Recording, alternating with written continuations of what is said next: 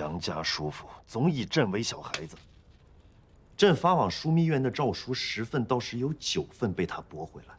郭家叔父就不似他那般跋扈，此番又立下赫赫战功，压制朝堂是尽够了。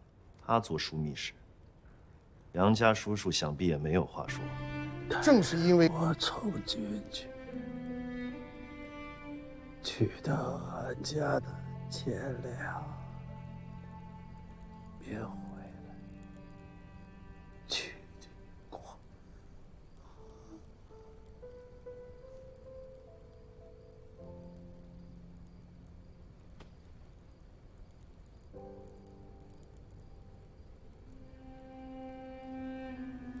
我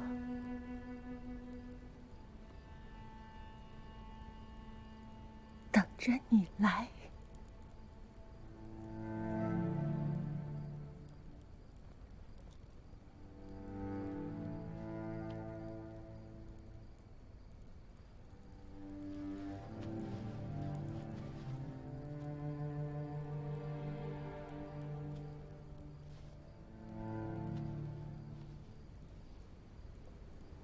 他走了。父皇，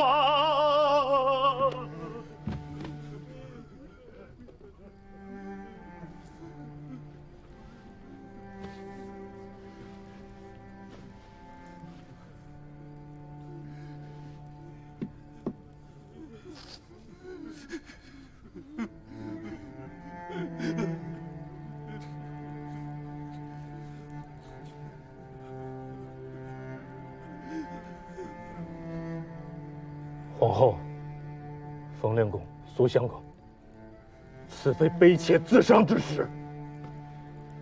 陛下大幸，国不可一日无主。周王任孝，国之长嗣，请皇后与诸位丞相拟定一致，封周王一称大统。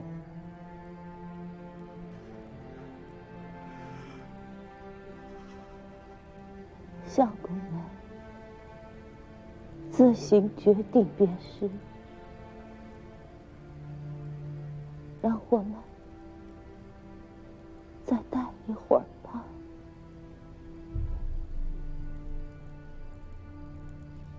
公元948年正月，后汉高祖刘知远病逝，烽烟初定的山河骤然失了主心骨。高祖次子刘承佑年方18，受遗命继位，为昭示程序，安定人心，沿用先帝年号前佑。然而主少则国疑，后汉政权自此步入多事之秋。周王承佑可于就前继皇帝位，共辅圣制，同图康公，主者施行。陛下万岁万岁万万岁！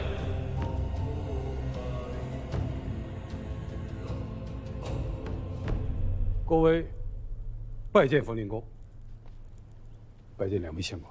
文中不必多礼。究竟出了何事？李守贞反了。何征甫，这块石头落下来也好，忍了他1年有余。哼，如今他公然作反，这块脓疮也该弯了去了。征伐何征甫，河东出兵最为便业，900里路程，骑兵11日就可以到了。允刘崇为北平王，加中书令，他应该愿意出兵。可陛下不愿意。刘崇贵为皇叔，大秦皇帝曾有一立为储君。陛下刚继位不久，年在右冲，心结难解，也是人之常情。河东之兵还需备边。契丹是万甚之国，虽一时内争不止，然则百足之虫，死而不僵。有刘崇在河东一日，北边之兵便不可轻举妄动。若刘崇离开了太原，那镇守在云中的耶律闼烈、耶律狄禄便会南下雁门，叩问虚实了。文仲，此番怕是要你亲自走上一遭了。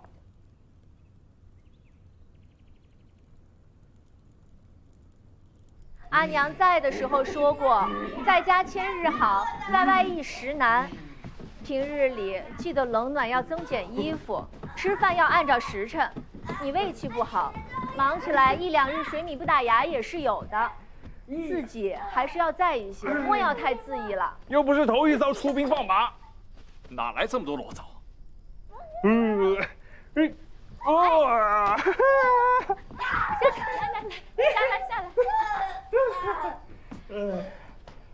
哥，自己玩去啊。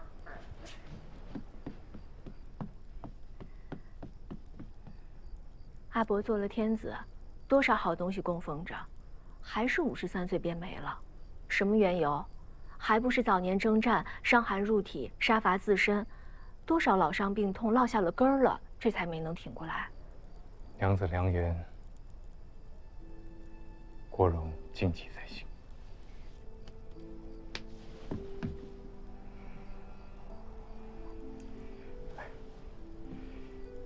放心吧，我绝不会让你年纪轻轻的便守了空房。你若死了，我肯定不会为你守着。这样的年月，生生死死的都是寻常事。你自家知晓轻重便好。阿姐，哎呀，一哥，你倒是不太知道轻重啊，你啊！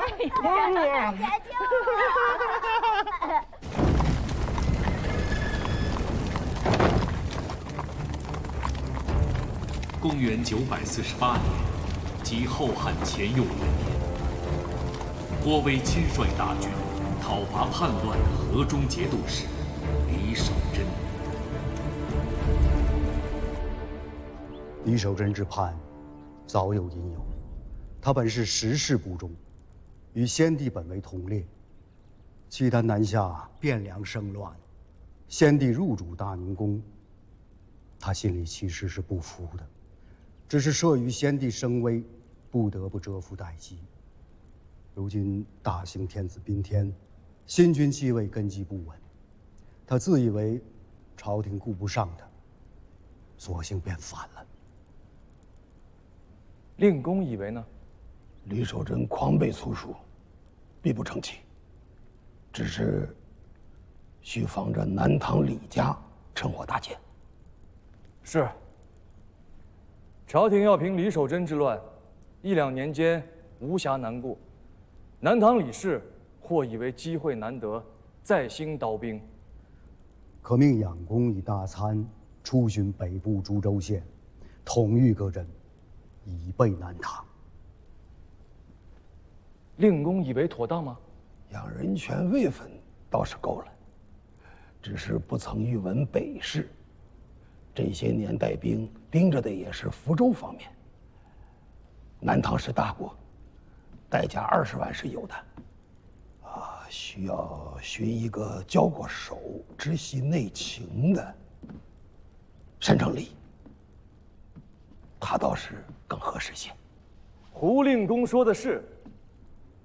养公熟悉的是福州闽粤方向，山川河流、兵甲民情，皆与南唐迥异。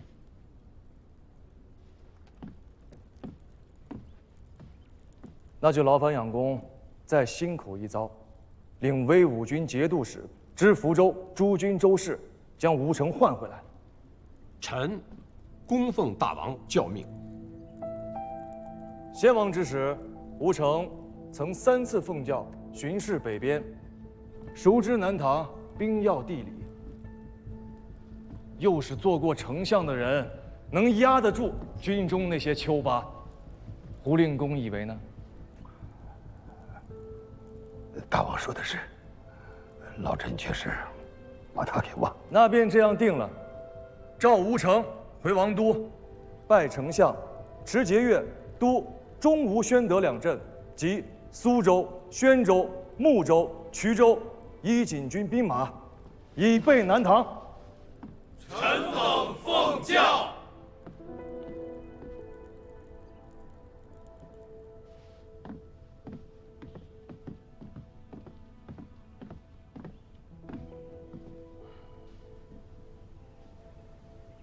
你怎么看？郎君做得很好，养大参确实不是合适人选。吴令公说的没错，然则他举荐沈成礼统军，提携旧部，亦有其私心。郎君召回吴相国，他是弃礼，亦是积年的宰相，在军中声威卓著，犹在养大参之上。有此人在北疆，南唐纵有所图，也必不能成事。两人权南下为威武军节度使，那丞相府中正好空出了一个参政的位置。郎君心硬留后，终属治世用人，不宜开信进之途。先生知我，先生国事早晚是要入相府的，只是不急在今日。我欲以先生为通儒院学士，随时左右，撰拟教文，以备咨询。还请先生不要推辞。敢不从命？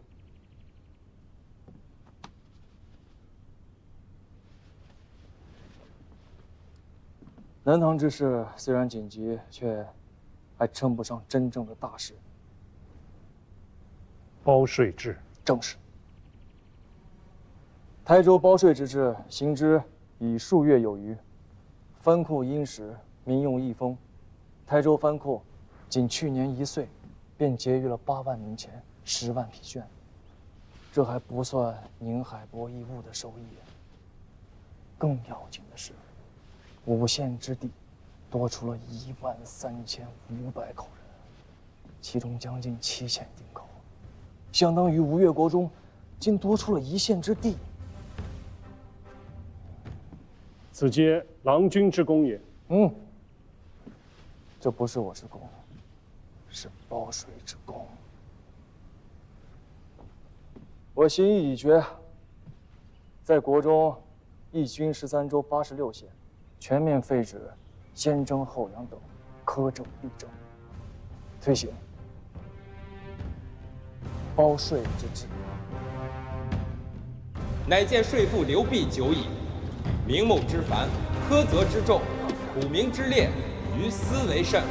今大王体民勤，恤民生，推包税之制，革故鼎新，严役宽明。凡境税赋及于某甲一例相承，后计均分厘数，此与衙吏无涉，则贪赃枉法可避；数目一统平定，则民累伤负可减。水丘招劝死了，身首异处，满门抄斩，可惜了。胡进死了，拜丞相，知国事，九郎能吞下这份伤痛，真可谓相忍为国了。乱世存身不易，想要做点事情便更难了。昔日纵横汴梁，快意恩仇的那个小九郎，终归还是长大了。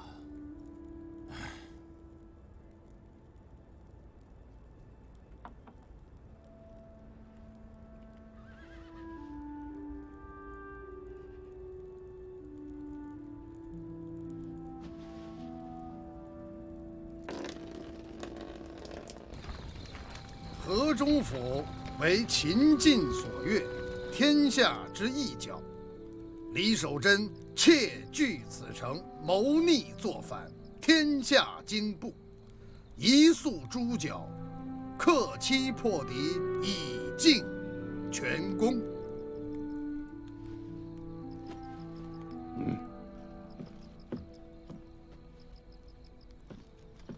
临行之际，官家命下官转告枢密，只要枢密能在30日之内克敌，官家为枢密准备了2镇节帅的仪仗，还有一个国公的爵禄。枢密，来人，在。擂鼓，巨将。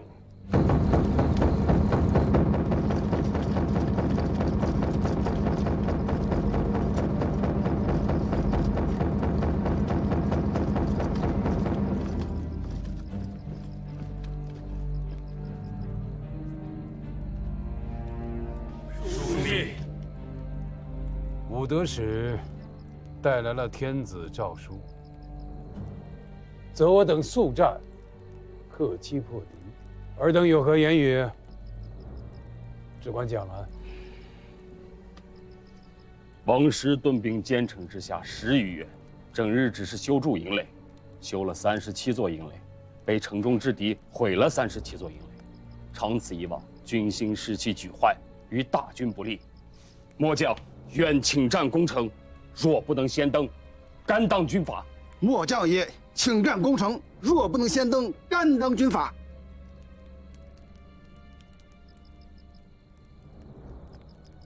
本帅有句话，请尊使带走天子。请枢密示下。自古国不可从外理，君不可从中御。陛下既委臣专捆之权，则军事节度，臣无复请之意。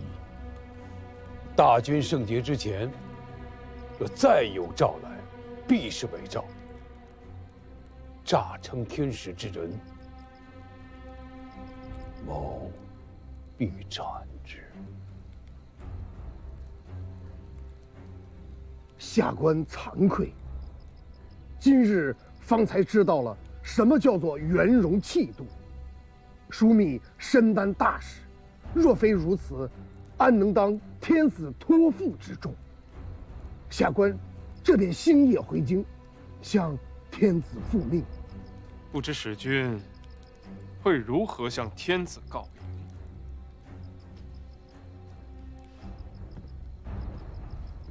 何时破城，俱在枢密帷幄之内。枢密乃我大汉之魏国公李药师。除此之外，下官无复他言。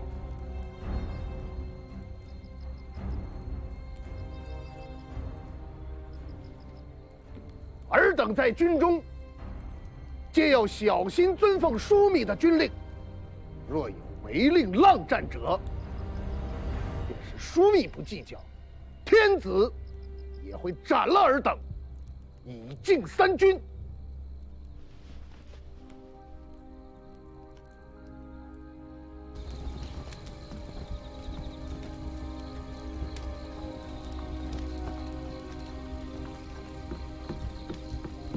大人，扶着我。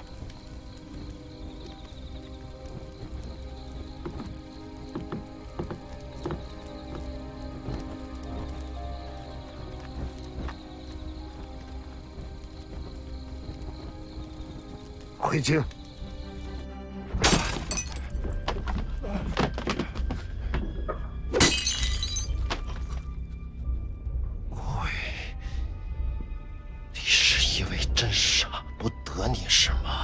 尔等要隔绝内外吗？宣说，两位相公，这是？臣敢问陛下，不经密院中书，内将指挥于军前，胜而分勇士之功，败则推将帅之过。如此昏聩之行，可是君上之所为？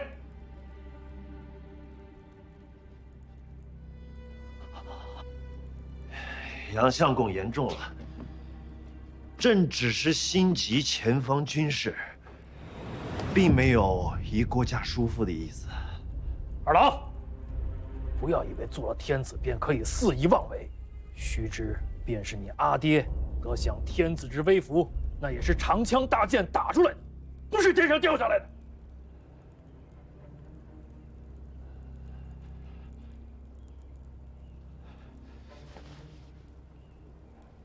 多承二位叔父教诲，侄儿知错了。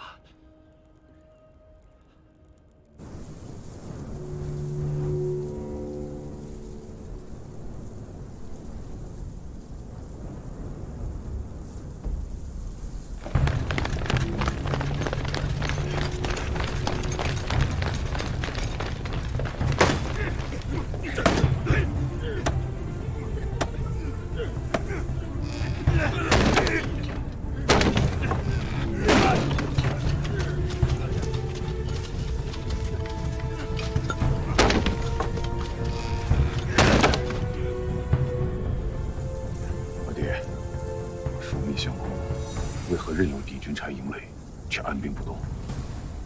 好好的学着下。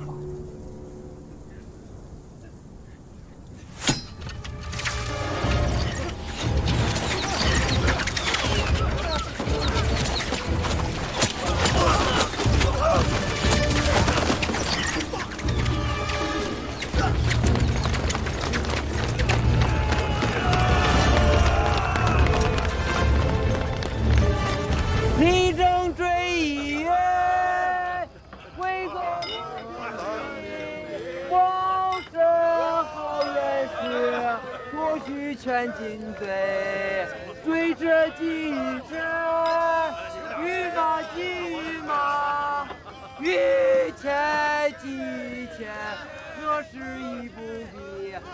兄弟，你都喝起来，别拘着啊！来。你愣什么神呢？酒吃不下了，便去夺甲，前去战败。我是想不明白。这打的什么仗？虽说小胜了一场，可是咱们的营垒叫人家给拆了，这许大一片营垒，修建起来至少得半个月的光景。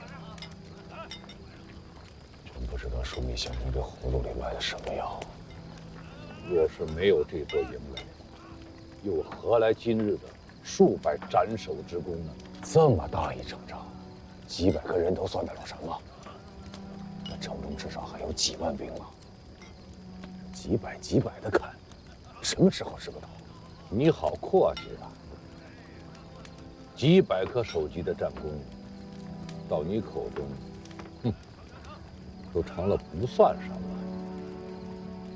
你可知，这几百颗人头，便是下面的这些军校将变的衣食粮饷，是他们的前程绝路。若没有这些功劳吊着，数万大军的军心，靠什么来维系？好，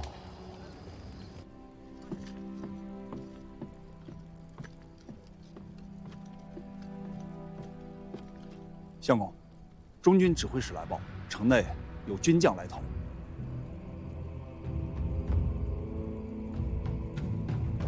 知道了。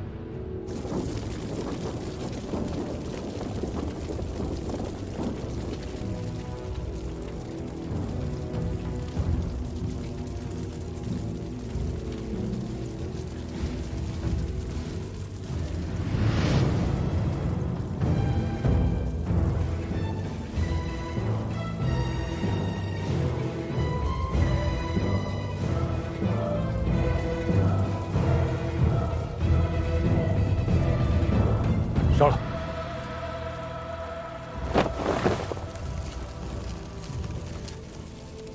这火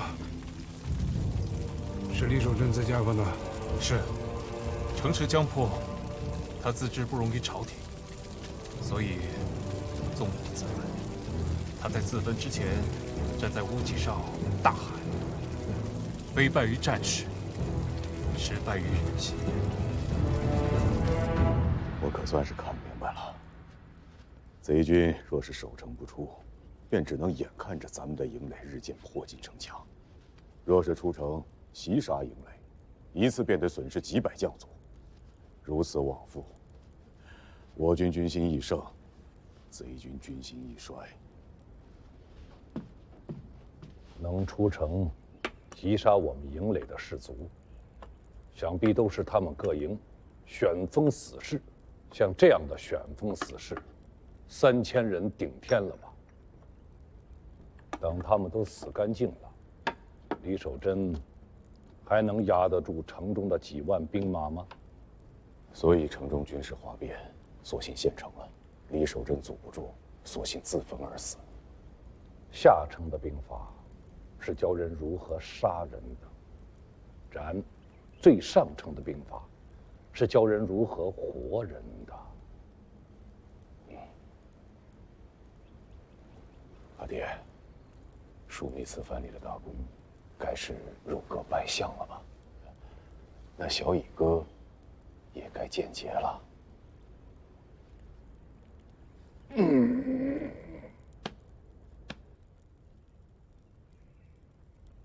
郭家叔父好本事，连朕都给瞒过了。舅舅，传翰林学士，枢密使杨斌拜司空兼宣徽南院使，郭威加两镇节度使，拜枢密使。臣以为不妥。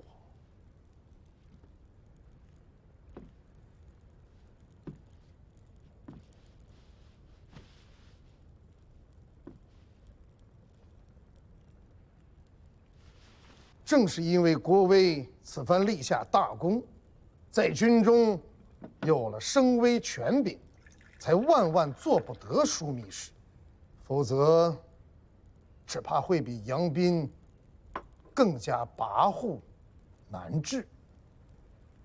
如此大功，总不能不赏吧？官家，河北毗邻契丹，边事日紧，正缺个妥当之人坐镇。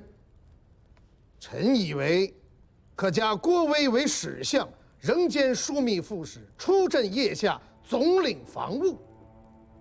有此人领兵在外，朝堂之上，杨斌与史弘照也不至于仍像以前那般跋扈专权。